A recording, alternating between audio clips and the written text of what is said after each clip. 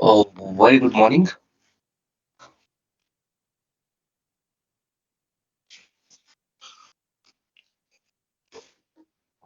So, welcome back to our another session. So, today we're gonna learn the continued part of our analysis part itself, right? But in our last session, we learned altogether related to analysis of malware, multiple malware, right? Hopefully, being a security analyst, right, thinking like a police officer and investigating part by part is what a major skill that we need to pursue, right? Explaining this analysis is a very important thing while we go for an interview. Why? Because remember, guys, when you go for an interview, the interviewer obviously expects you to answer this interview question.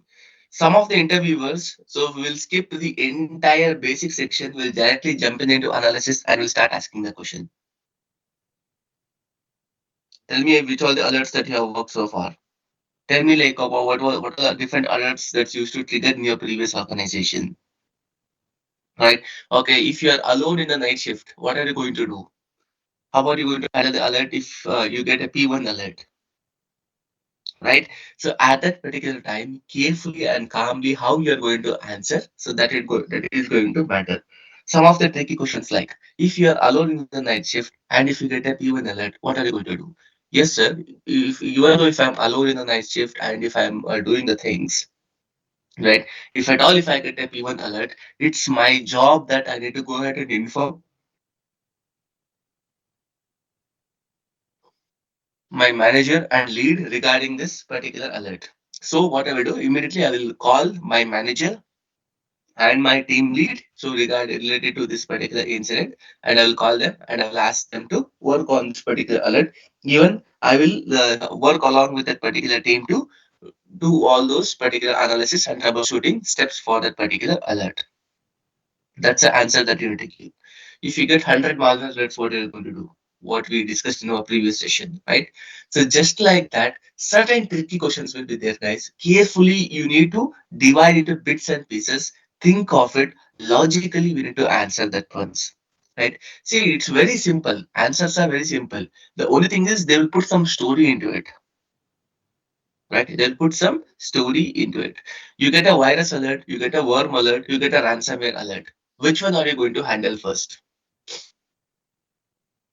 Right? Obviously, we need to say ransomware alert. Why? Because ransomware is much more severe,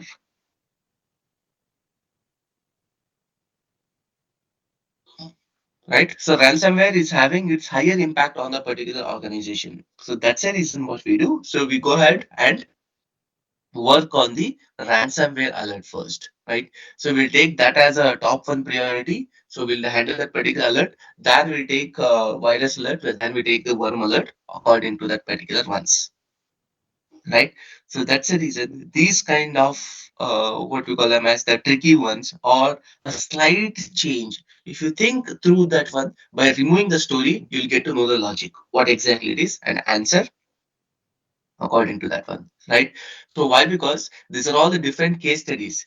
People or the interviewers want to know that how you react at the different times, right? When there is some emergency, what do you do? When there is a normal thing, what do you do? And how well you are aware of the process and what is your exposure level? What is your action for that? All those things will be monitored for that one. So these are all the different use cases that you get to see, right? If a VIP user gets infected with a malware, what do you do?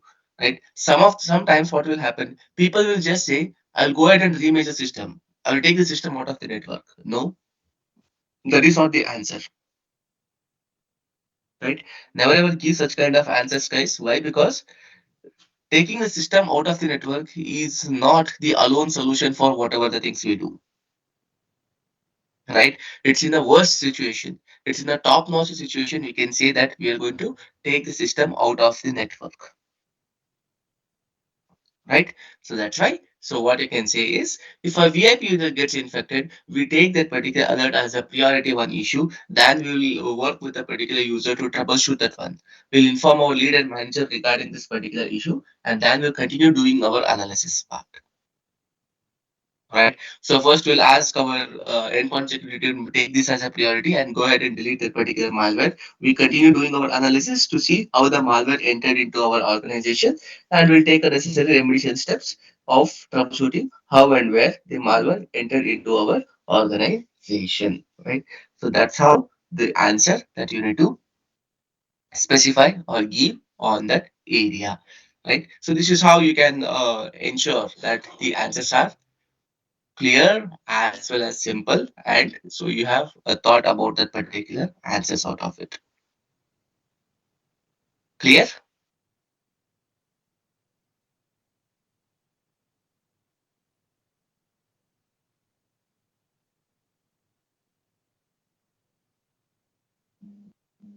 Any questions so far?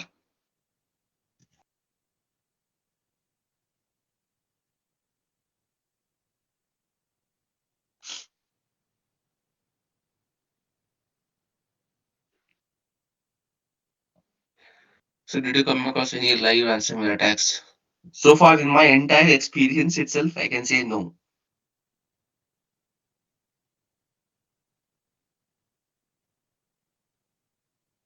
We don't get to see that one. See, ransomware and all those things. So don't happen oftenly also. As you can just say, like think of that. If I, in my entire experience itself, I haven't seen. You can see how limited it is.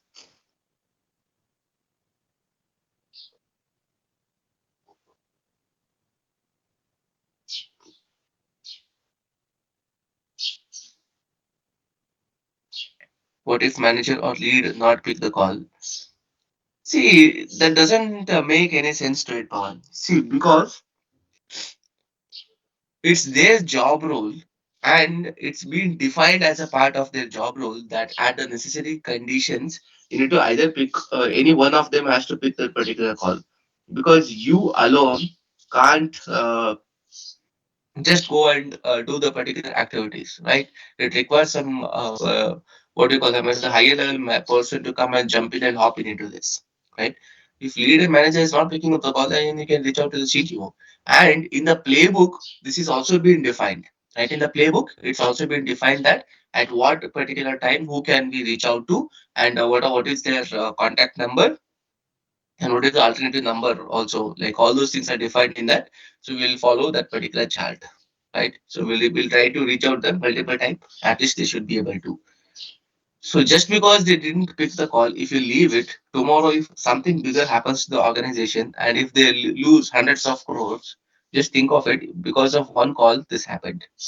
That's why they will pick it up. It's must and should. Even every leader manager, they are aware of this. If something goes wrong in the night, so they're gonna get a call from the team, so they will be keeping the phone aware of it, right? So that's why we call them as escalation metrics. Perfectly, yes. One of your friend brought it at the right time. We have this called as escalation metrics, right? So they will define if you call to the lead, if there isn't a manager, if there isn't like it goes to the next level. That's how it goes. How you prepare beforehand to mitigate them. Yeah, that's what your playbook says, right, Ravi? That's what we call them as your playbook. What is a playbook then? Playbook also defines the same thing.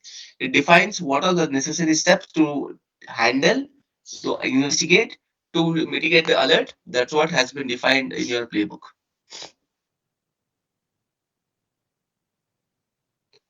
How to troubleshoot malware it is entered in the organization. We don't troubleshoot, we just directly delete it, Samit. Troubleshoot is something which we repair. So can you explain the blue screen Friday? We'll take it up in the tomorrow session. Okay, that's a small concept not related to us. But however, we'll speak about this because that's a recent activity which every one of you must be aware of. Definitely, you're going to get this question in the interview because this is the second biggest IT outage in the world. So you need to have knowledge about it. You need to speak about it. CloudStack and Microsoft outage. For mother alert in case of server from yesterday execution, what changes we have to do in the apps? I didn't got your question, Sandeep.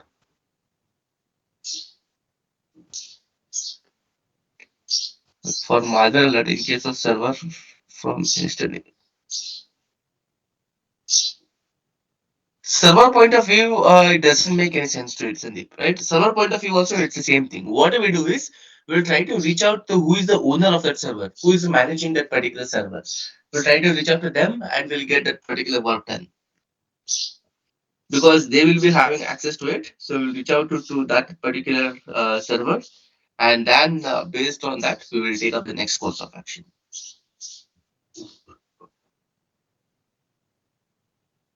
Okay, so that's about our today's discussion. Coming back to our today's session is all related to phishing ones.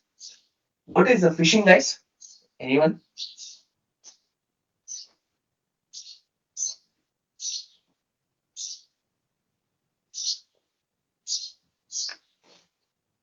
What is phishing?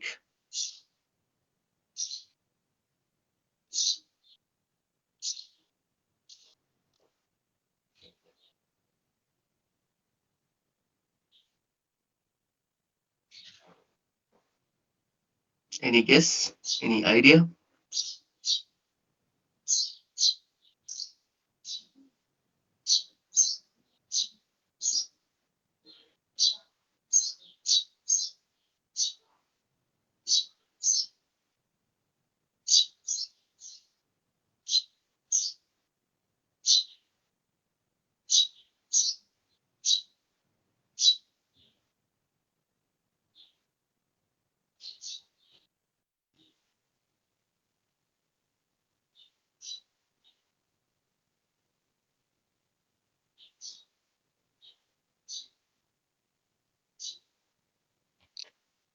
Part to create entry point in an organization IT info via unauthorized email, malicious email. It's a social engineering attack.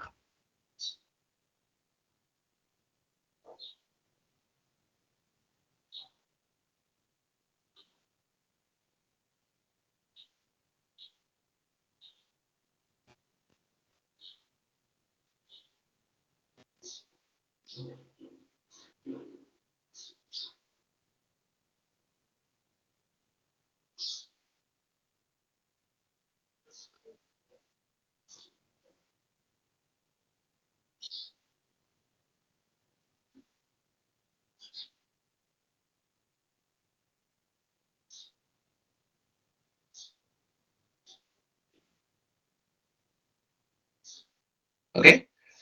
So what? Most of you guessed it, right? But let me share my screen.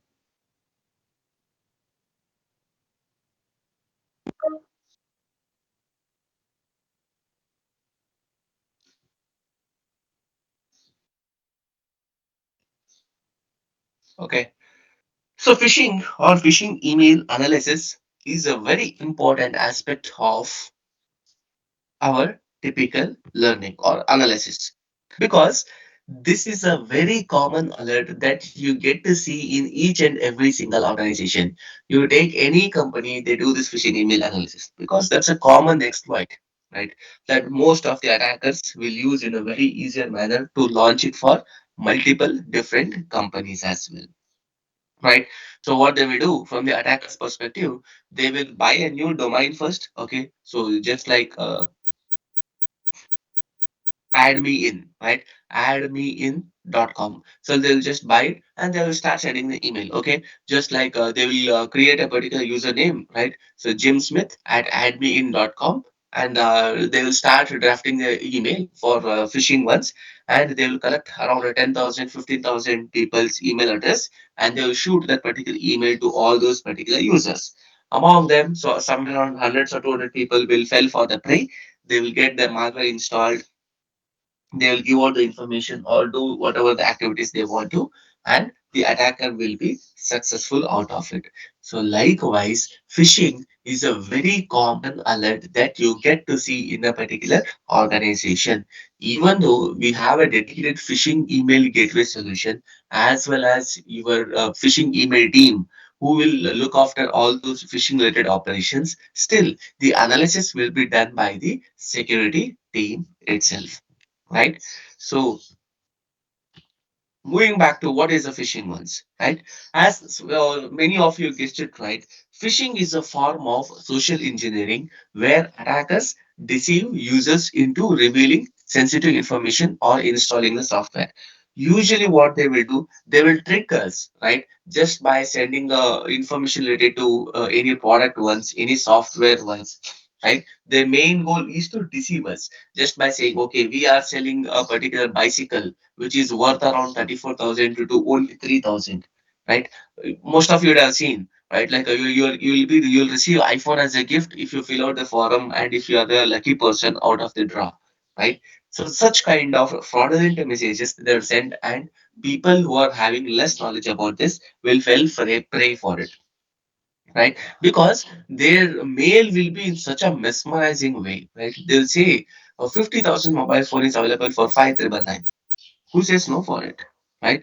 So that's the reason what we do. This phishing is a very common and widespread type of attack as well. What are the intentions of this phishing email, right? Usually, these phishing emails will deliver malicious files as attachments. What the attacker will do, attacker will take any such malicious files as a attachments and send it across. Right.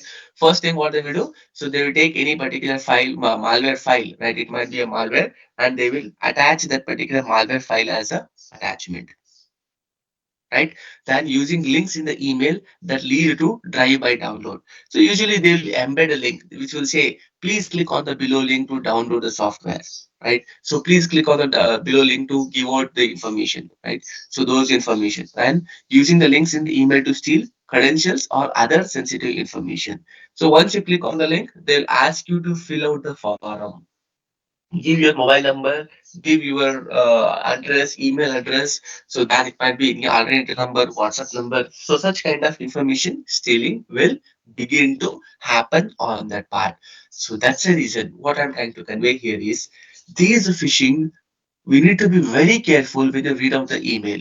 If you don't know the sender, and if you think that this email is a kind of overlooked up, that means it will say, please fill out the form and you're going to get this gift, or Microsoft is asking you to do this, or your bank, especially they will use this bank language, right? They will say, if you don't fill out the form, your account will be locked out, or if you don't fill out the form, so your account gets freezed up by the government of India. So just like that, they will just try to create the particular seriousness or issue with that particular email, right?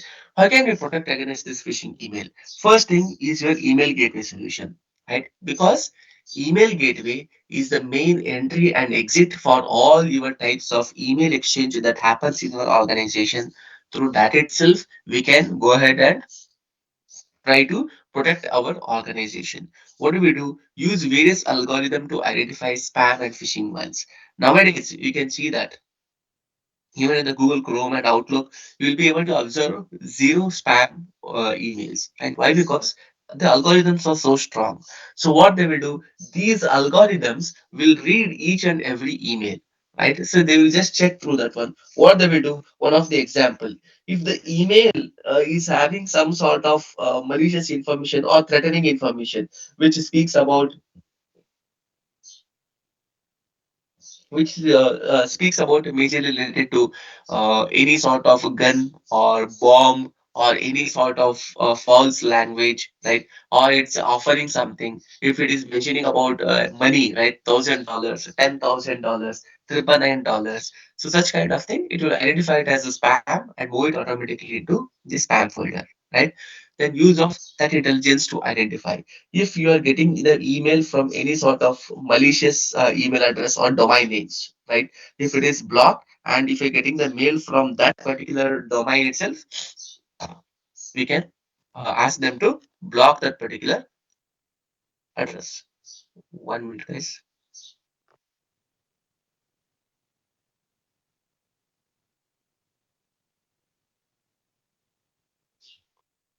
Okay.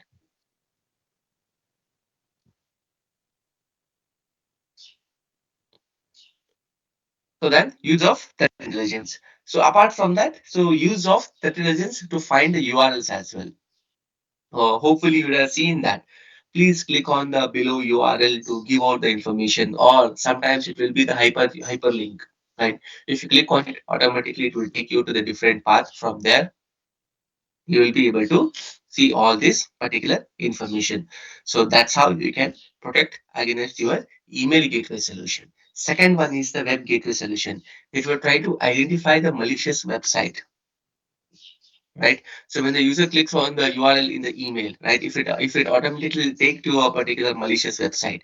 For example, consider I got an email saying that, "Hi Surya, you have won a scratch card of rupees $500. To redeem that particular what we call them as the bonus points, please click on the below link."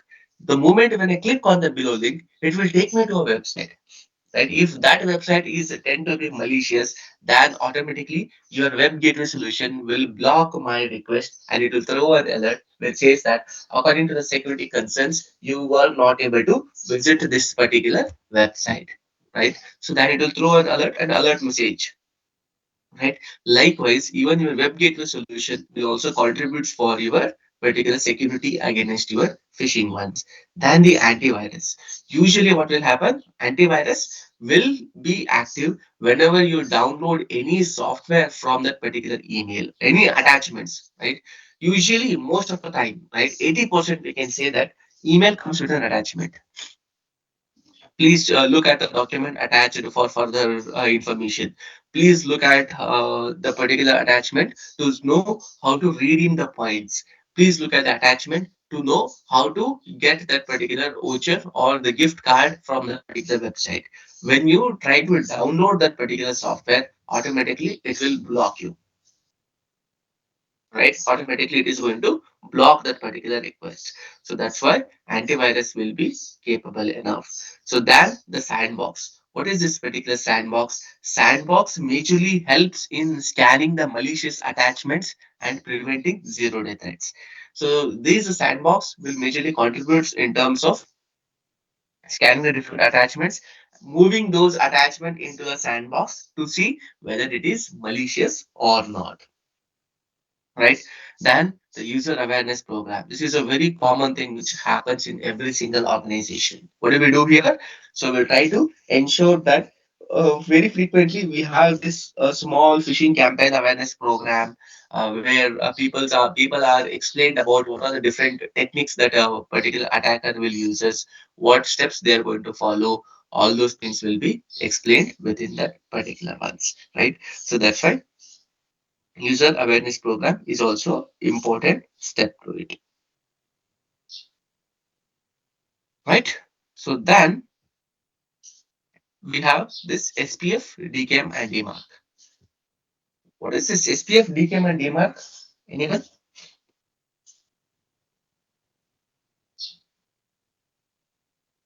Any guess here?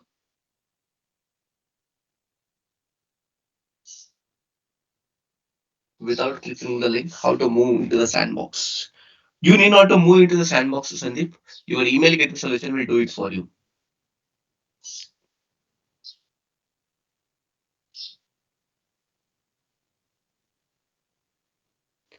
What is this SPF, DKM and DMARC?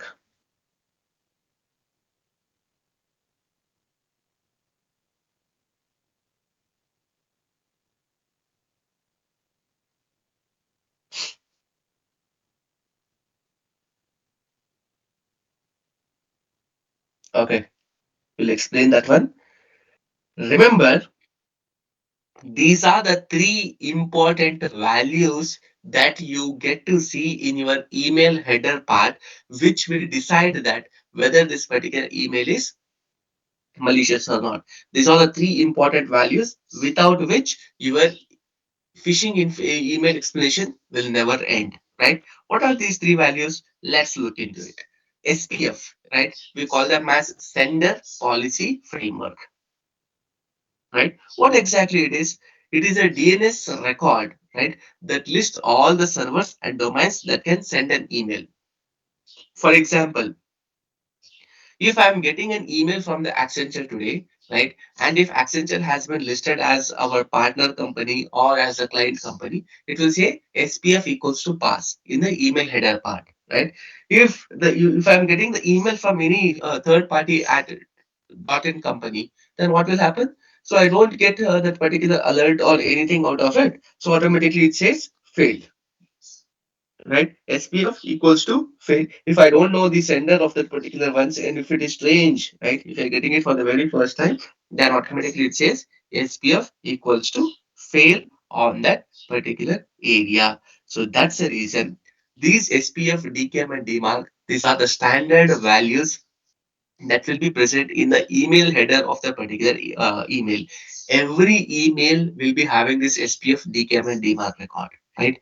Based on which we can say whether it is a phishing one or not. SPF majorly focus on whether we are supposed to receive the email or not, right? How can we measure that one? It says SPF equals to pass or SPF equals to fail, right? If I am supposed to receive the email from all my client companies, from my partner companies, or from my vendor companies, then SPF equals to pass, right? If I am getting the email from any malicious domain or something, it says SPF equals to fail out of it. Then we have this DKIM. What is this DKIM? Domain key identified email, right? So domain key identified mail will majorly focus on the email body of it. For example, if whenever I'm sending an email, the email comes with an encrypted manner, right? Email will come with an encrypted manner. What does it mean? Encryption and decryption. When I send an email, email gets encrypted. Along with that, you'll get a key. It will go to the receiver, and there, by using that particular key, you need to decrypt that particular email to see what original information it is. It's as good as back in the older time, you would have seen that the letter used to be inside a postal card, right? That postal card where you used to write from a to address, send it. At the receiver end, so if that particular outside postal card is not tampered or not changed or not done anything, then automatically you are good to go, right? So you can that's a normal or good process. That means the your letter has not been tampered. But if there is any damage for it, that means the letter has been tampered in between while it is moving in. So then what we do? So we take out that particular letter and read it. Just like that, here also it does the same job for us, right? DKM ensures that so the content of your email remains trusted and it hasn't been tampered with or compromised. It is achieved by using public key encryption, right? So by using the encryption standard methods, we are going to encrypt that particular email and send it across to the receiver, and there it's get decrypted. If encryption and decryption happens within the same key, that means the mail has not been tampered. You are good to use. No need to worry about that particular email. So that's what we call them as the DKIM. DMARC. What is this DMARC? Domain based message authentication, reporting, and conformance. What exactly it means? So DMARC works on top of both SPF and DKIM, right? So it works on top of both SPF and DKIM, right? So this is the set what we call them as the DMARC record. Usually, what will happen when a new client comes to an organization, they will add all their values into their DMARC record, right? So the email gateway solution, they'll ask, hey, add this as our DMARC record. That means add these the details of the customer so that from here onwards, we're gonna receive and send email to this particular company, which need not to be worried by our email gateway solution of it, right? So that's what we call them as our DMARC record of out of it, right? So the policy can be set to none, quarantine, and reject, right? DMARC equals to none, that means no information found. DMARC equals to quarantine, that means the email has been kept under quarantine. DMARC equals to reject, that means the mail has been rejected, right? So these are the three important values that you need to keep it in the mind and explain in every single interview if they ask about the phishing ones. Okay, I'll repeat once again in a very real quick manner. I know that some of you is going to ask me, like, can you repeat once again? SPF majorly speaks about what we call them as a sender related information. SPF majorly bothers about the sender related information, whether we are permitted to receive the email from that particular sender or not, right? So that's why if we are able, if you are supposed to receive, if they're a client, customer, vendor, partner, any of the company, then it says SPF equals to pass. Then DKIM, domain key identified mail, it will ensure that the email remains trusted. It hasn't been tampered or compromised, right? What we call them as DKIM. DMARC majorly speaks on or top of both SPF and DKIM. Here, what it does, it works on top of both, whether we are supposed to receive the email or not, right? If DKIM fails, what should we do for SPF? So all those value will be defined in our DMARC record. So that's what we call them as SPF, DKIM, and DMARC part of it, right? So then, despite of having all this production in a place, still phishing emails are coming through into the organization because of the new techniques and tactics that are achieved by the attacker. They're using the different domains, different features, different trends to launch this particular attack, right? Attackers are, however, they are able to bypass these security solutions, right? So then how are these phishing emails being detected, right? As you can see in the image, right? As you can see in the image, these are the two different ways where you can report the particular email, right? So first thing is either you can click on these buttons. You can see report fish button. Report fish. Once you click on it, automatically this email will be sent as an attachment to the SOC team where we start doing the analysis. Or else you can directly send an email to SOC team, right? So just click on the forward option and just to send it to the to address to the DL of our particular team, right? So with the group of the particular SOC team, right, just like a DL underscore SOC, right? Send an email to them. So they will, anyone in the shift, they will pick it up and they will do the analysis and they will respond back whether those are phishing ones or not, right? So these are the plugins. Usually you can create these plugins into your organization, right? You don't create, your Outlook owner, right? Your Outlook owner of the organization can create this plugin, right? And so that it becomes handy. Whenever you get such kind of phishing email, you can, if you just click on this button, automatically it will go as a particular attachment to the SOC team, asking for them to do the further analysis, right? So report as junk, report as phishing. You can see here, this is also one of the option,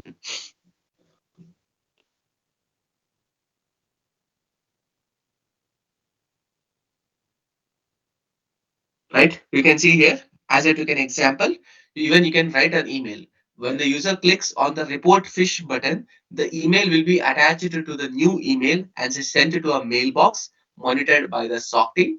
Usually the mailbox will be something like this, phishing at your company name.com, report phishing at companyname.com.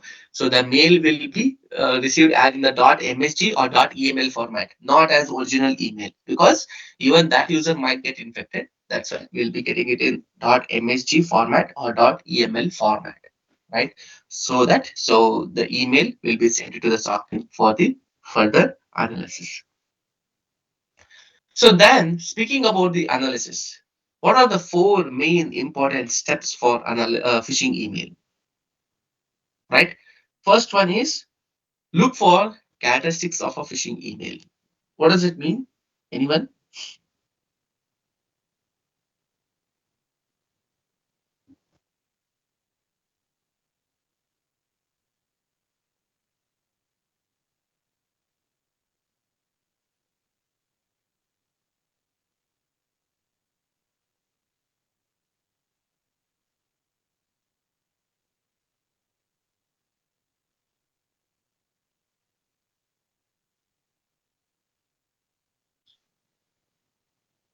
Anyone?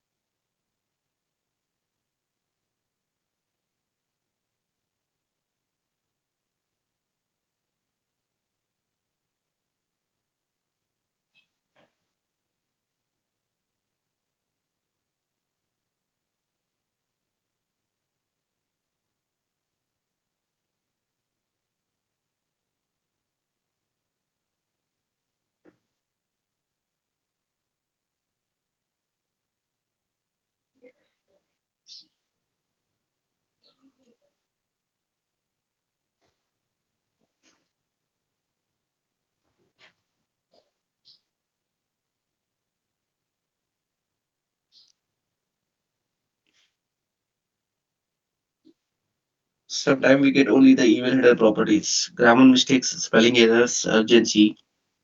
Perfect, yes. So what do we do here?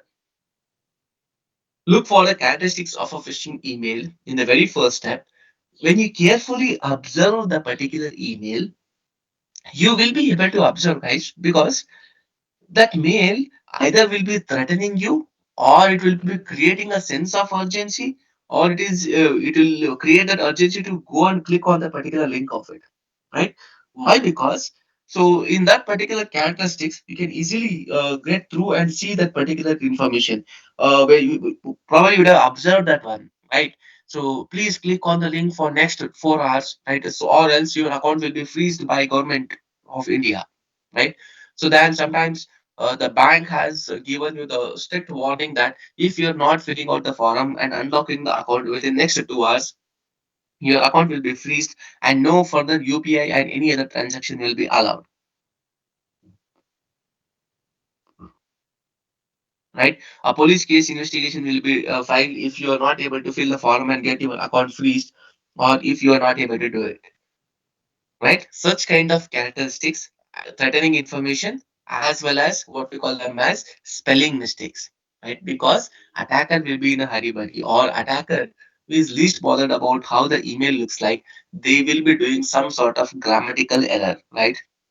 Either a spelling mistake or the sentence error. So they will be doing it. If you can carefully observe and read the email, you can observe through that one how the email has been designed, right? Because email from a professional ones, email from a particular attacker will obviously have a difference out of it, right? So that's the reason. First step says look for the characteristics of the email. Second thing is URL analysis. If any URLs are present, if are present within the particular ones, right?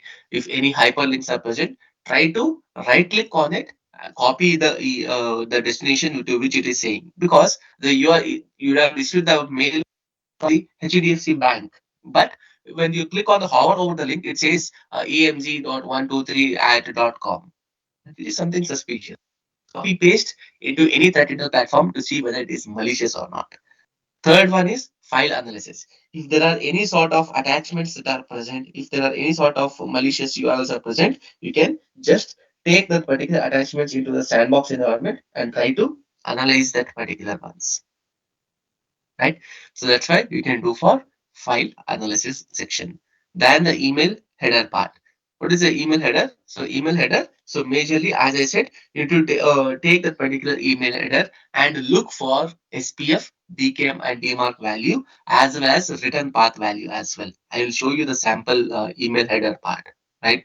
So I'll show you the sample email header. So then it will be easier for you to understand, right? So what are the characteristics of a phishing email? As I said, if the email is from public domain, Gmail, Yahoo, so then obviously it's related to attacker, because we know that anybody can create an account in the Gmail or Yahoo and send a threatening information to us, right? So is the domain name misspelled? You can see amazone.com, right? Which is malicious, right? We in a hurry buddy, we ignore that E and we think, okay, this is from Amazon, right?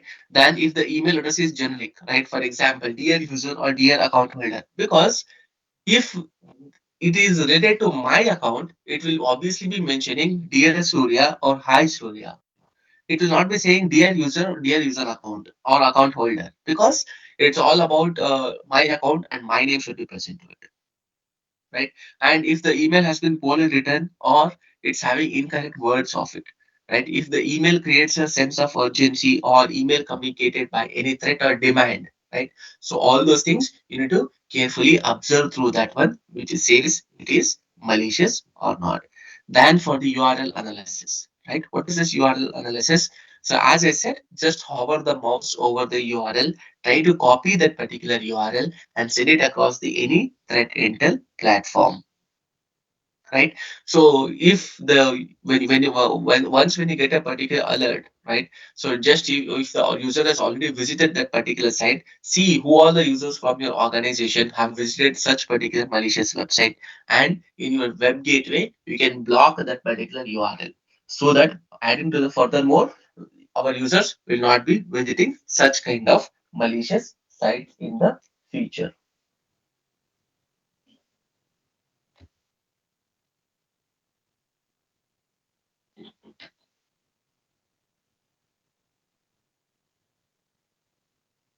Clear?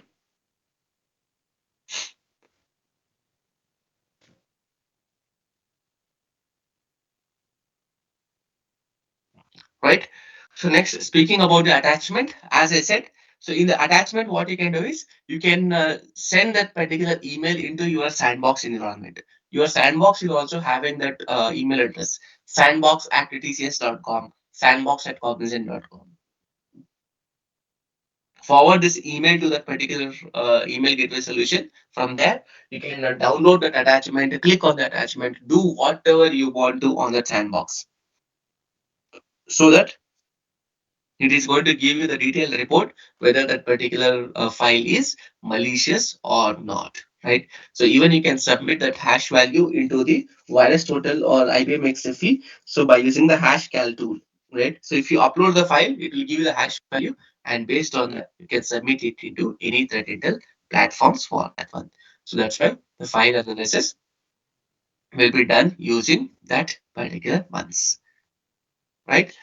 So then in the email header analysis, so what are the values that you need to look for? This is one of the key information out of which, right? So in the email header information, it's having so much of content, right? So from address will be present, to address will be present. What is the subject? What is the return path? Right? Return path is a key field, guys, because if I am sending an email to you, and if the email is not able to deliver to the end user, it has to come back to me, right? That's a normal process, right? But if the attacker has spoofed his details, right? If the attacker has spoofed his name, or if has spoofed his details, then what will happen? The email will go back to the original email address itself. So that's why you need to carefully check that particular return path to see if from address and return path are same or not. Right? It's as good as your letter system. When you post a letter, right? If the address is wrong, it will come back to you itself. Right? If I am sending, if you are using your wrong name, then obviously it will go to the original sender who has sent it. So that's why carefully observe the return path. Then the DKM signature, what is the message ID, right? So it is a unique for all those particular email, right? This message ID will be unique for every email. If it is same for multiple different emails, that means the same email has been copy pasted multiple times, right? So this is how a sample header looks like. You can see here, guys, from address says Kelly J. Vidocq at litway.com. Two, right? CC is present. Subject, right? So then you can see the return path. Return path is same, right? Kelly at litway.com. So the return path and from address both are the same thing. This is a message ID which will be unique for this particular email, right? You can see here dkm equals to pass, header equals to, right, to Google, right? From the Google, they have sent this particular email. This is a message signature, right? So this is a message signature. By use of google.com, they have sent the particular email. Even you can copy paste this email header. You can copy this entire email header and send it, visit this MX toolbox and submit. Even that will do the analysis free for you.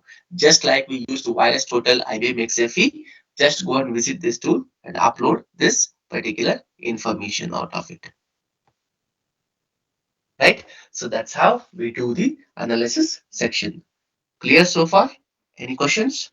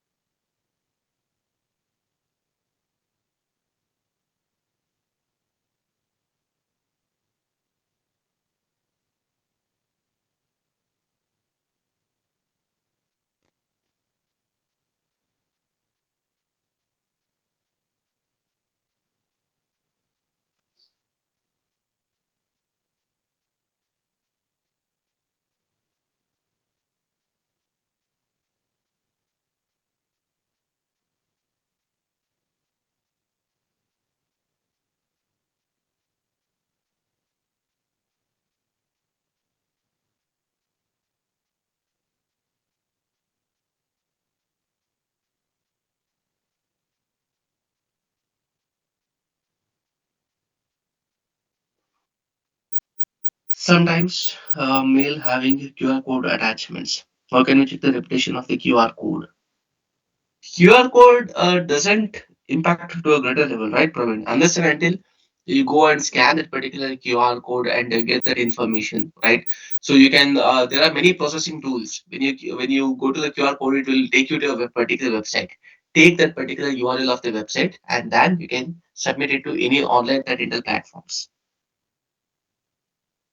Will help with the PPT. This PPT will be shared in your WhatsApp group for your reference purpose. Yes. Any other tool available such as MS Toolbox? No. MS Toolbox is the only allowed tool. What is the user clicked on the URL or download the attachment? That's a good question. I will answer in depth.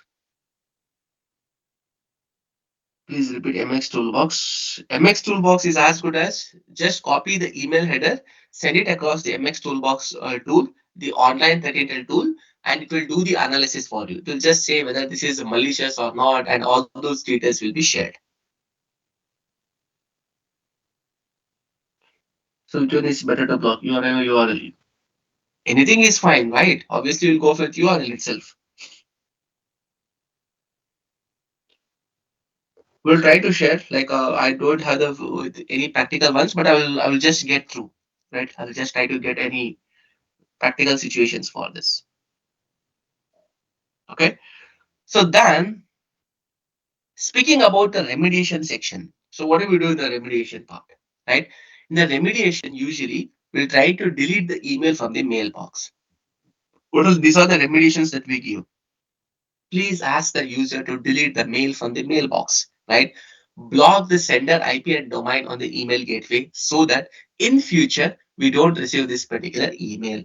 Right? That's a second recommendation. Third thing, block the subject line or body content and attachment names. Right? So usually these are the entities, right, which has been used by your attacker, you can block those details of that particular attacker. So just by asking them to block the subject line, or it might be the body content or attachment names, we can block it.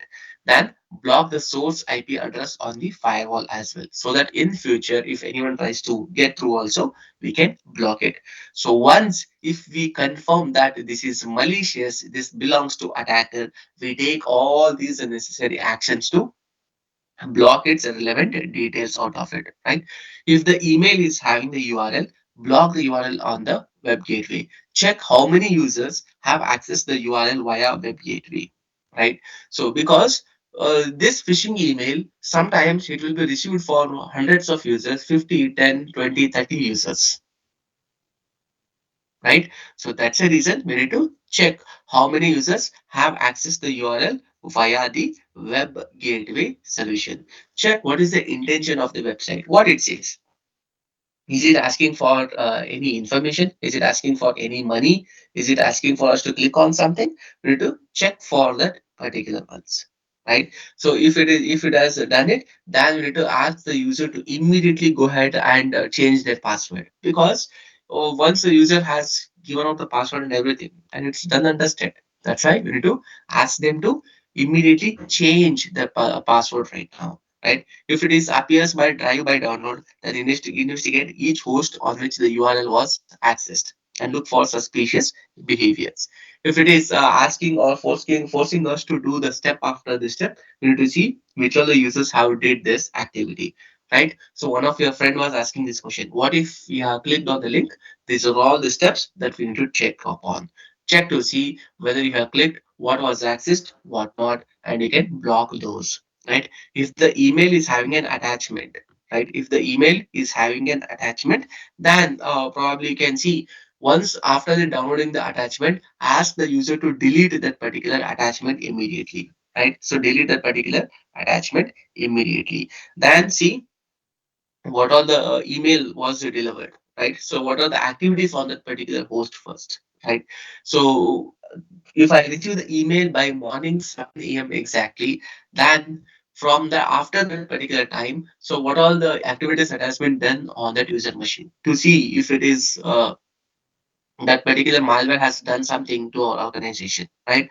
To see and also observe what are the outbound connection. That means once the email come to us from us, so when it is going back, what if it is going out, check to see what are the outbound communication that is happening, right? What are the registry changes, what are the new process initiation, all those information we need to check upon.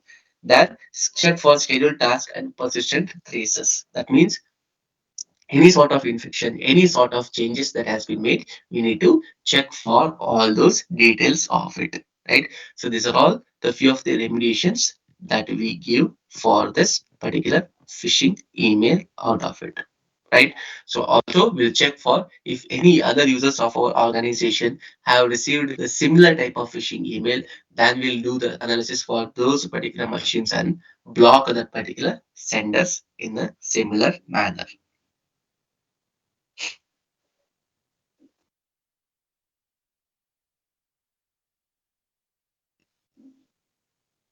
Clear?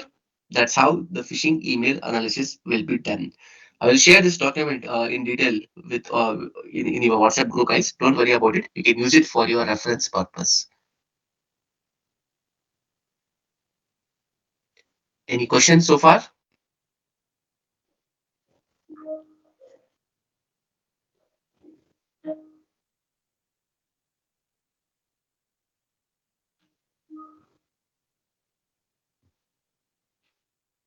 Difference between the spam and phishing. Spam usually what they will do, it's a waste of time.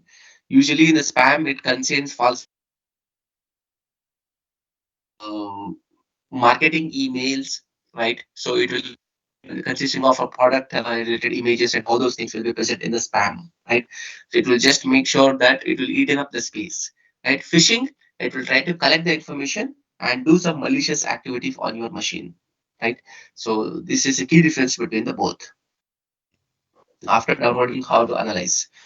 We don't download the particular mail or attachment. If you want to download, you'll be doing it in your sandbox environment, not in your local machine,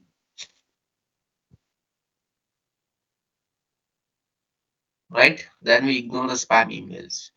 Obviously, yes, that's what we do, right, Pranit?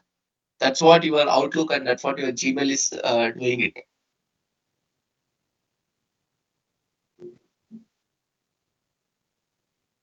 Mhm.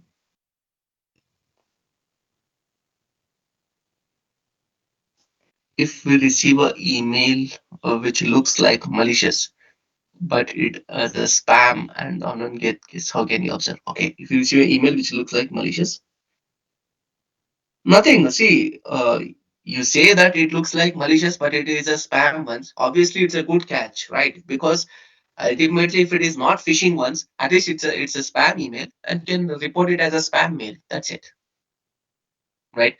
So if it is a spam one, just click on report as a spam. Automatically in future, if you are getting such emails from the same sender or same type of it, will be blocked.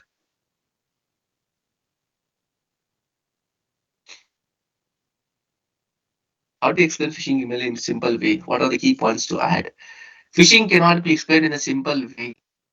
Till now, what are the things you discussed? You need to explain all those key pointers out of it. If we block the IP address, what is the effect on assigning the public IPs? That's a good point, Kirti Kumar. But however, if you are not able to block that particular IP address, then if you are still receiving the traffic from that particular IP address, then your company is still under the attack. So that's why, unless and until if we see the malicious intention of an attacker to a greater extent, that means 30 people of our organization have received the email, or this email has this IP address has keep on trying to attack us from last 6 months, then only we will go ahead and block that IP address, right? For smaller reason, we don't go ahead and block that one, block that IP address. We don't have that such kind of sandboxing in the environment. You can just visit any dot run, right? I'll just show any dot run. Spam emails are most likely not malicious. Okay, in same tool we will develop collision rules. In same way, is there possible to develop collision rules in email gateway solution? Yes. So not the collision rules. We'll define the rules: inbound rule and outbound rule. We call them as inbound rule, outbound rule. What is the meaning of inbound rule?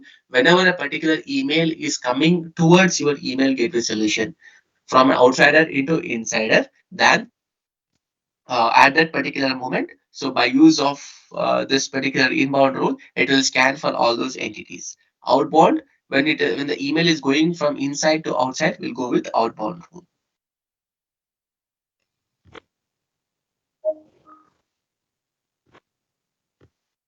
So many of you are asking about the sandbox environment. You can visit this particular site, guys. You can visit this site. This is a free sandbox environment. You can just click on register for free, and then you can try accessing the site. Right? You can upload any file or any malicious thing, and it will analyze it for you.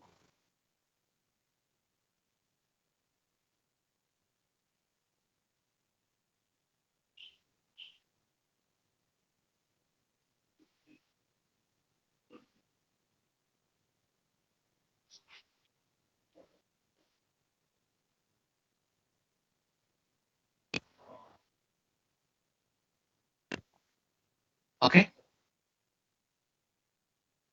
Sure.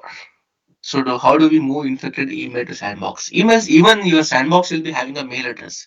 Just forward the mail into a sandbox environment. That's it. That's the easiest way what I have seen in my previous companies as well. They'll just have that email address, sandbox@tcs.com. Forward it. It will go to that email body. Then you can download it from there and do whatever you want to.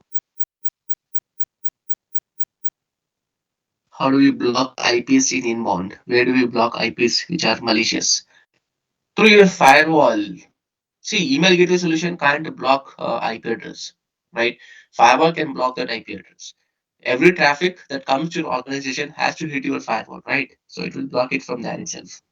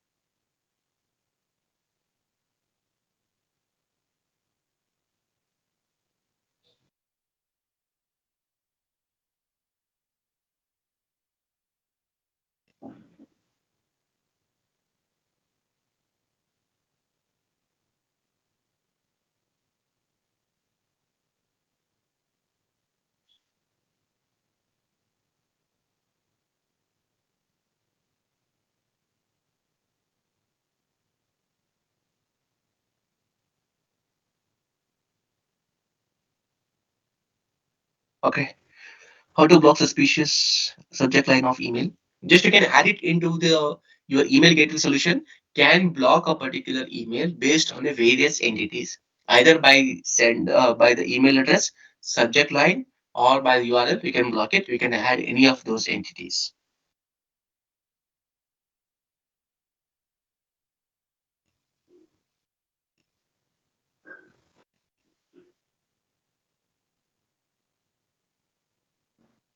Clear? Any more further questions, guys?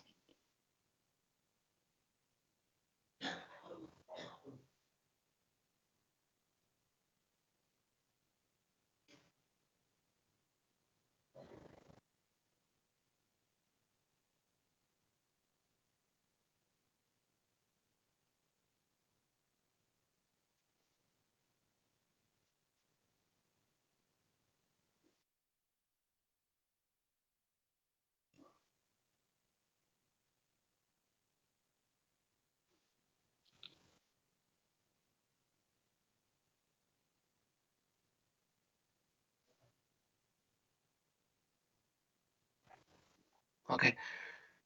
So what about EDR and source session? So please focus on right now what we're discussing about. Is there any demo website of email solution where we practice? No, Ulash, we don't have such particular website. But however, if you go to the your Gmail account, probably you can see many spam emails and many sort of phishing ones. Just try to analyze any of those for practice purpose. A SOC can create a subtask ticket to block the malicious IP address at the firewall level. Yes, you can create. You can create a subtask, or you can just assign the ticket to the firewall team first and then come back to the next team. That is also possible.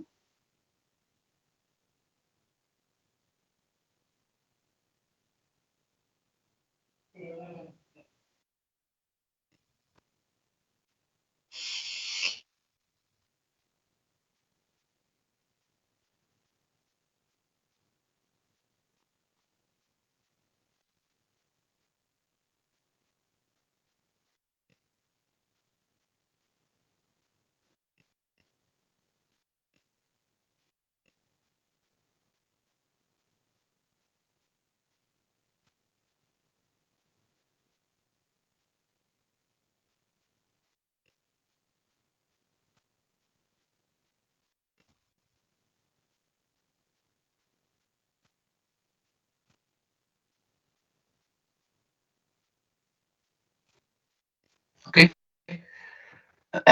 So can you explain the remaining five Splunk scenario assignments we missed to study? We will do that one. Okay, so that's not an issue. So we have few more analysis to learn for our today's session. Let me start jumping into that one.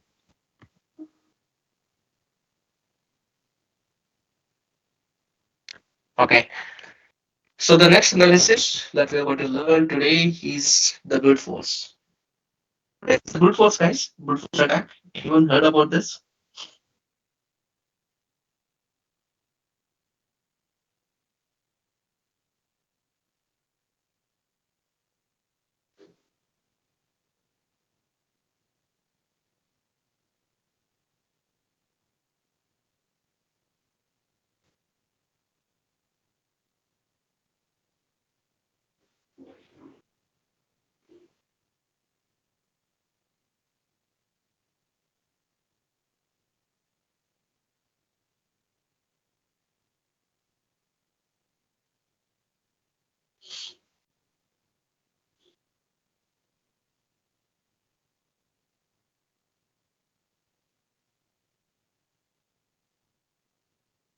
What is a brute force? Anyone heard about this?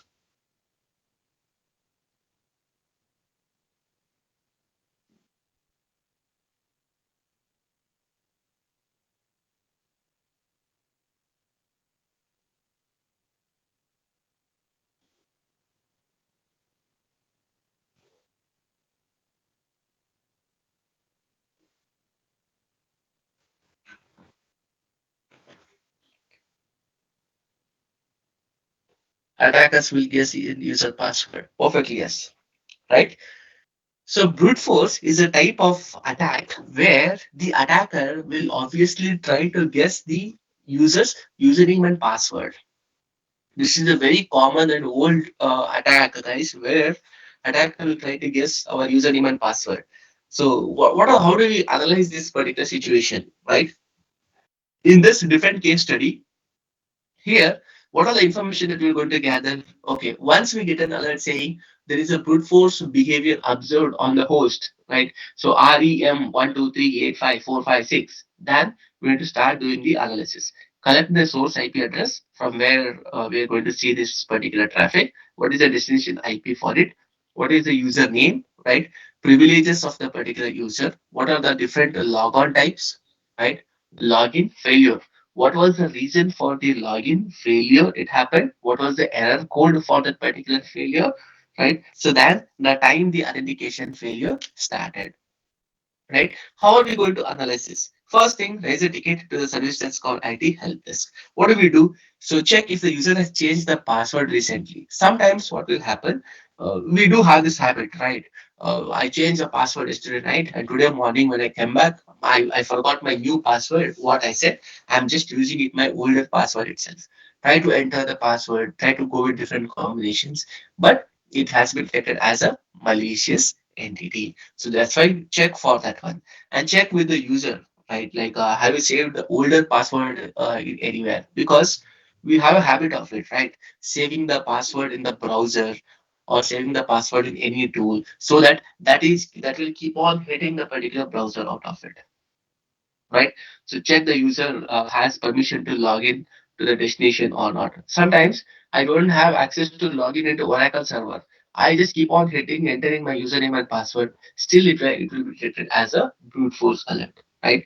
Check what is the reason for the failure, right? Sometimes my account has been disabled. I'm still entering my username and password. Obviously, if I enter the right username and password also, it will be failure itself.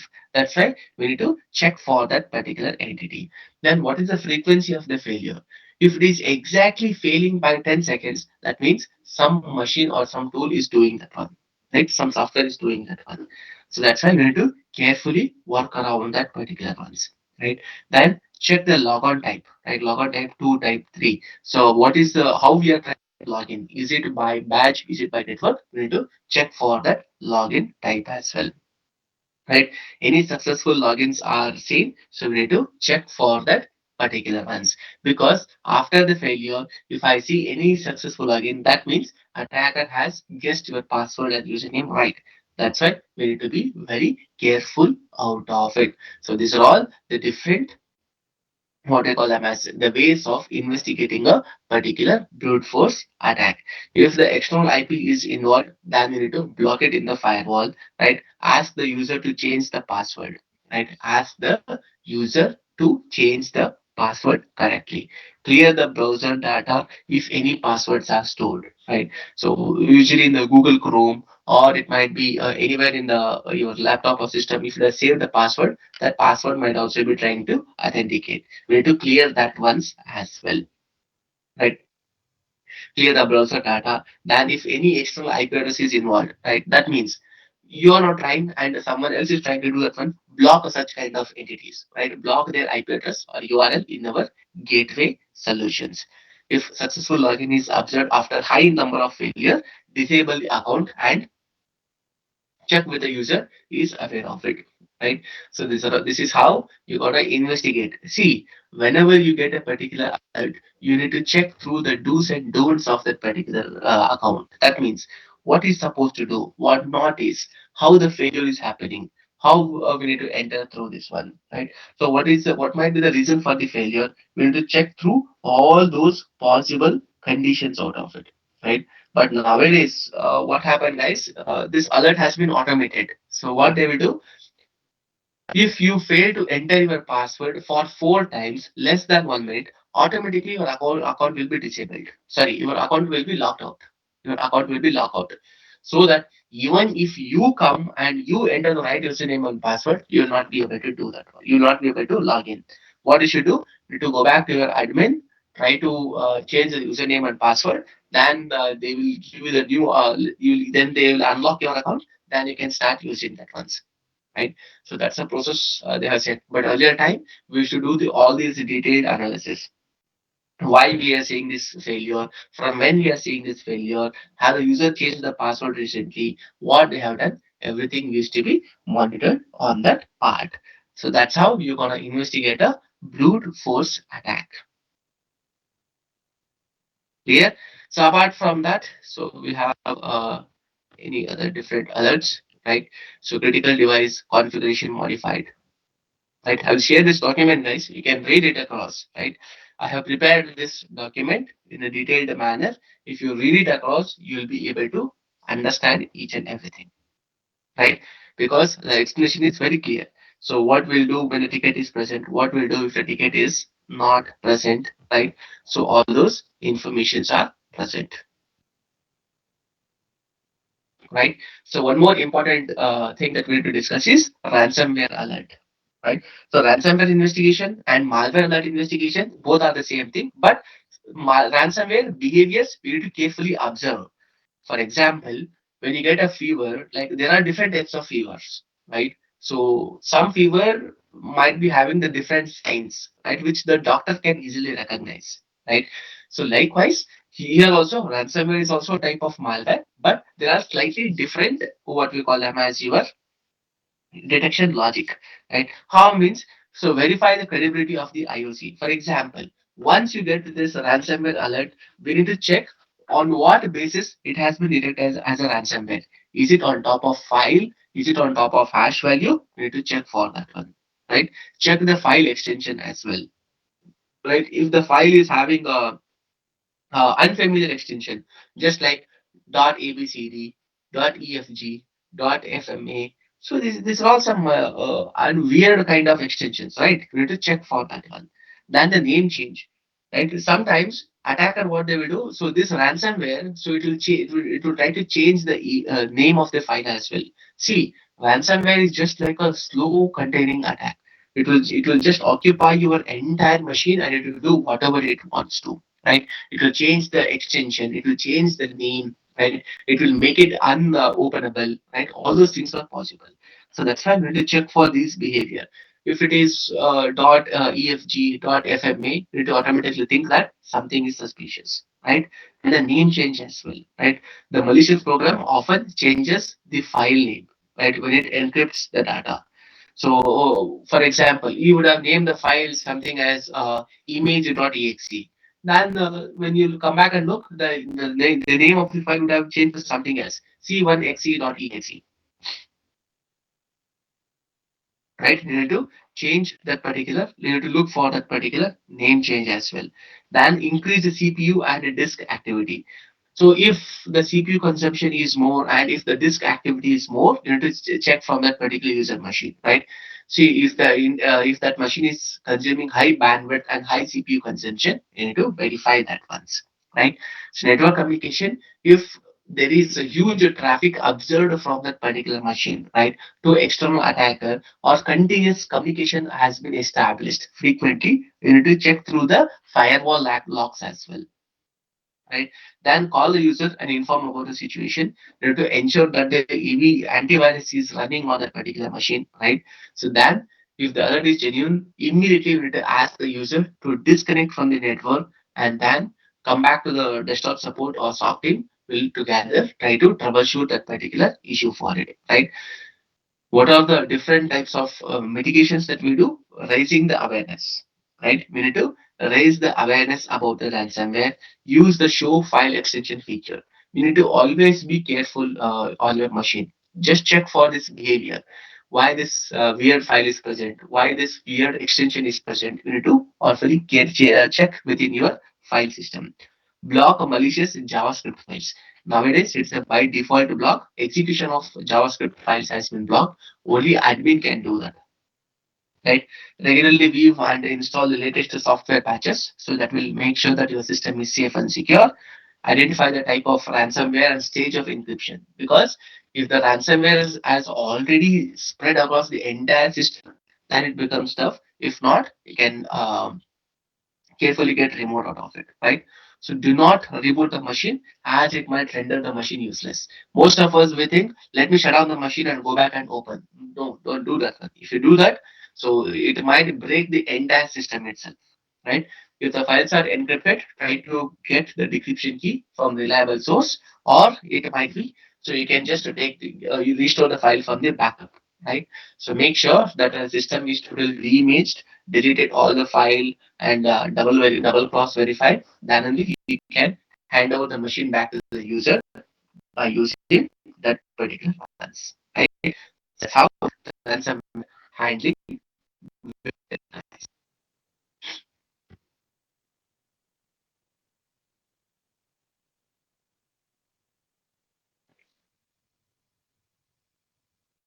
Here, in a case of brute force attack, which action is faster between calling the user right away or raising a ticket?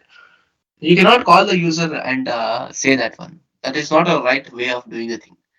What if it is not a brute force? You call the user and say if it is not a brute force, then unnecessarily you are creating a trouble or fear.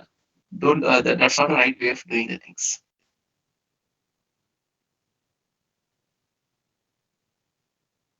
right? See, delay in the approach is not important here. Confirmation of the approach is very much important,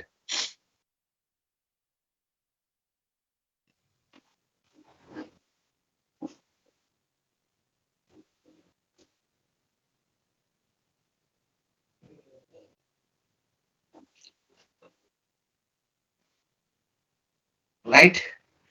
Any more questions so far? How can you check if the user has access to the destination or not? See, for example, if I belong to the SOC team, I should be having access to all the SOC related tools, security tools, right? Then the ticketing tool will be available, Outlook will be available. So these are the tools. What if I'm trying to log in into finance server? Obviously, we'll ask, hey, Surya, you are from a SOC team. Why are you trying to log in into the finance server? Why are you trying to log into Oracle? And what are you going to answer?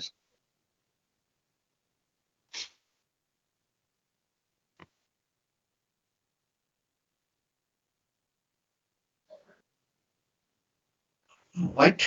So we'll share the document in the group. In the meantime,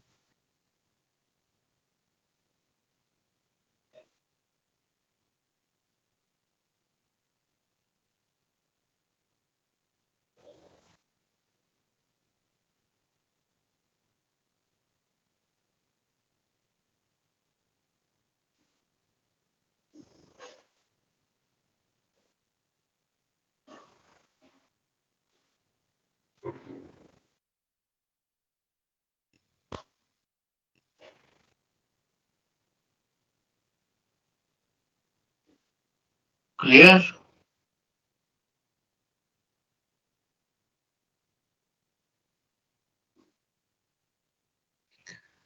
What if antivirus fails to detect ransomware? Then it's a zero-day attack, Amit. That's it. See, if the tool which we trust and the tool which is supposed to do that, if it is not doing its particular job, then what we can do? We cannot do anything. Then it's the phishing email, phishing attack has happened, and nobody is there to save you. That's it.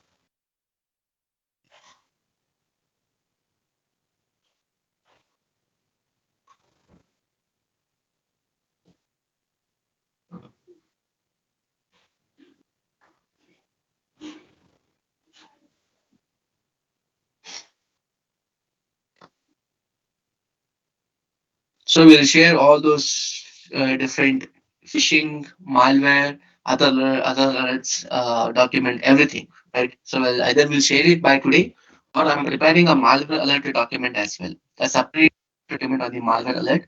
I'll share it by tomorrow end of the session, right? Before my part completes, right? So I'll share all the documents what is promised. Okay. So tomorrow will be the last session from my end. Please do join without miss. So today we'll end our technical sessions. Tomorrow we'll speak about the CV preparation, the Naukri profile creation as well. Okay. So thank you. Have a good rest of the day. So thanks for all the support. Right. So tomorrow we'll have one more last session. Right. I'm preparing the malware alert document, guys. Allow me some time. I will create that document and I will share this detail because malware and phishing is very important, and those documents need to be having the major focus out of it. That's why I'll prepare those documents tomorrow and I will share it in the group without miss. Thank you. Bye bye.